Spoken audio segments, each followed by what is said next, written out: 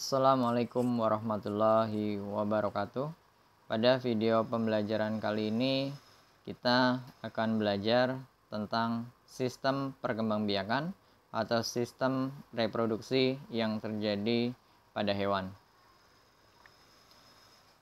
Kita nanti akan belajar tentang perkembangbiakan vegetatif atau aseksual, kemudian perkembangbiakan seksual atau perkembangbiakan generatif, siklus hidup pada hewan, serta teknologi reproduksi pada hewan.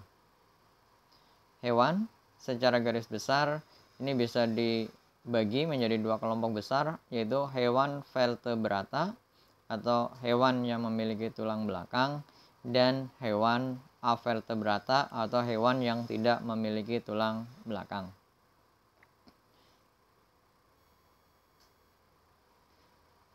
Perkembangbiakan aseksual pada hewan ini umumnya terjadi pada hewan avertebrata atau hewan yang tidak bertulang belakang atau hewan tingkat rendah.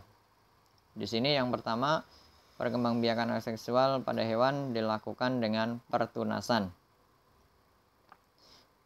Pertunasan ditandai dengan munculnya tunas berupa tonjolan pada tubuh induknya. Perkembangbiakan dengan cara pertunasan ini terjadi contohnya pada Hydra dan Obelia. Jadi Hydra dan Obelia bisa berkembang biak secara aseksual menggunakan tunas, di mana tunas akan muncul dari bagian tubuhnya, kemudian dia nanti akan terlepas dari tubuh induknya dan akan tumbuh menjadi individu yang baru. Perkembangbiakan aseksual pada hewan yang kedua adalah perkembangbiakan dengan cara fragmentasi. Cara perkembangbiakan fragmentasi ini adalah dengan potongan tubuh dari bagian induknya, kemudian nanti akan tumbuh membentuk individu yang baru. Contohnya adalah planaria. Jadi di gambar bisa dilihat ada satu hewan planaria, kemudian dibagi menjadi beberapa bagian. Ada bagian kepala, ada bagian badan, dan ada bagian ekor. Nanti semua bagian tersebut akan menjadi individu yang baru. Bagian kepala akan tumbuh bagian badan dan bagian ekor. Sedangkan bagian badan akan tumbuh bagian kepala dan bagian ekor, serta yang bagian ekor akan tumbuh bagian badan dan tumbuh bagian kepala. Jadi akan menjadi individu baru yang memiliki tubuh yang lengkap. Cara perkembangbiakan aseksual yang ketiga adalah parthenogenesis.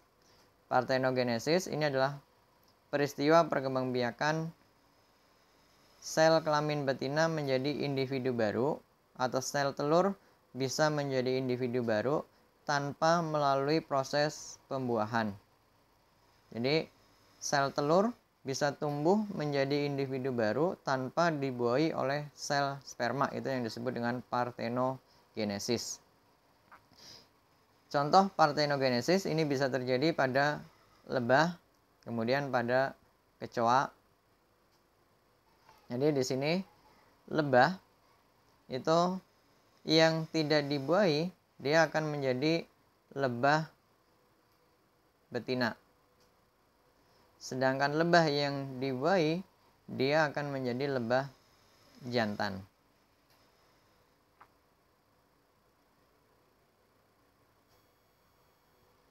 Yang berikutnya, perkembangbiakan seksual pada hewan. Perkembangbiakan seksual terjadi melalui proses perkawinan hewan jantan dengan hewan betina sehingga terjadi fertilisasi. Fertilisasi merupakan peleburan inti sel sperma dan inti sel telur. Fertilisasi sel sperma dengan ovum atau sel telur akan menghasilkan zigot yang akan berkembang menjadi embrio. Fertilisasi pada vertebrata ini dapat terjadi baik fertilisasi internal, fertilisasi yang terjadi di dalam tubuh, maupun fertilisasi eksternal, yaitu fertilisasi yang terjadi di luar tubuh. Beberapa hewan yang melakukan fertilisasi internal diantaranya adalah kambing, kemudian sapi, ayam. Sedangkan hewan yang melakukan fertilisasi eksternal diantaranya adalah ikan, kemudian katak. Berdasarkan cara perkembangbiakannya atau cara perkembangan dan kelahiran embrionya, hewan berkembang biak secara seksual dibagi menjadi 3 jenis, yaitu ovipar secara bertelur, kemudian vivipar secara beranak atau melahirkan, sedangkan yang ketiga adalah ovovivipar, yaitu perkembangbiakan hewan dengan cara bertelur dan melahirkan. Pada perkembangbiakan ovovivipar, embrio hewan ini berkembang di dalam telur yang telurnya masih berada di dalam tubuh induknya. Setelah cukup umur, embrio akan menetas dan keluar dari tubuh induknya seperti proses melahirkan.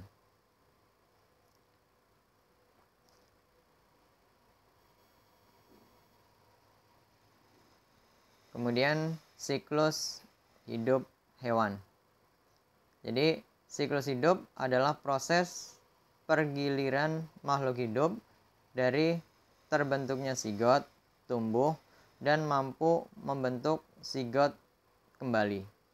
Pada beberapa jenis makhluk hidup, selama siklus hidupnya terjadi perkembangbiakan seksual dan aseksual. Misalnya pada hewan Aurelia sp atau ubur-ubur. Jadi ubur-ubur dalam satu fase hidupnya bisa berkembang biak melalui generatif maupun melalui vegetatif.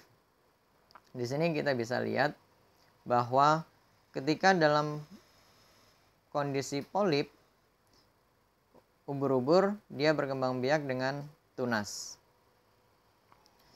Kemudian ketika dia dalam fase medusa, ubur-ubur ini berkembang biak dengan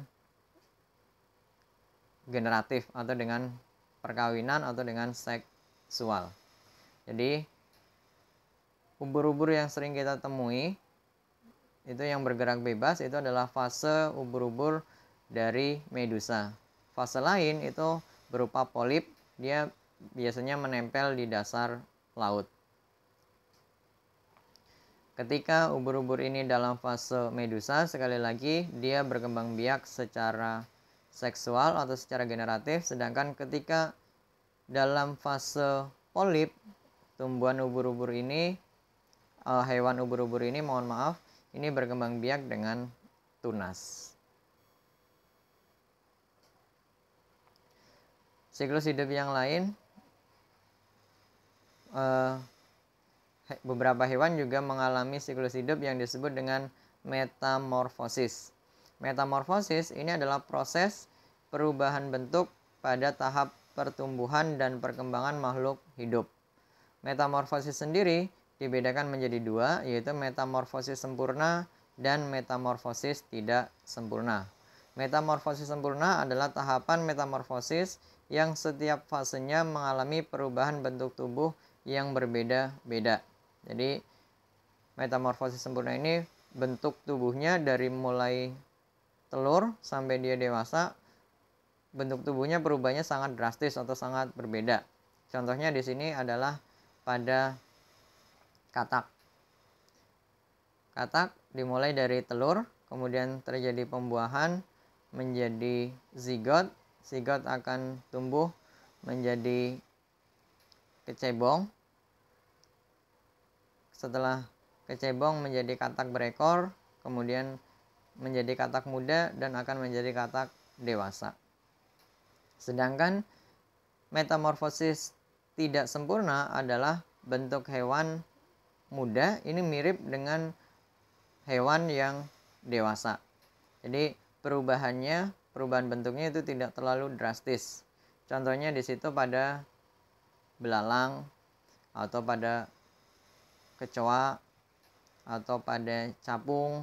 Itu beberapa contoh hewan yang berkembang biak yang melakukan metamorfosis tidak sempurna.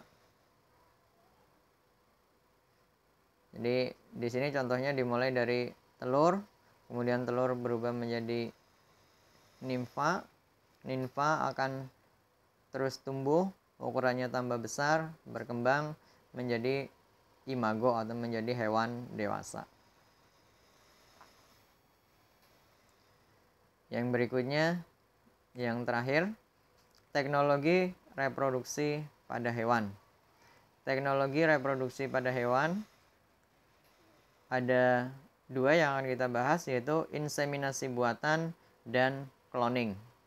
Inseminasi buatan atau kawin suntik ini adalah proses pemasukan cairan sperma ke saluran kelamin hewan betina dengan bantuan alat suntik.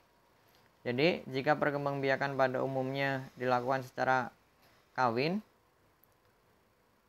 antara hewan jantan dengan hewan betina, tapi pada inseminasi buatan ini tidak terjadi perkawinan atau tidak terjadi hubungan seksual antara hewan jantan dengan hewan betina, tetapi sel sperma dari hewan jantan dimasukkan melalui alat bantu berupa alat suntik ke dalam saluran organ reproduksi perempuan, hewan betina.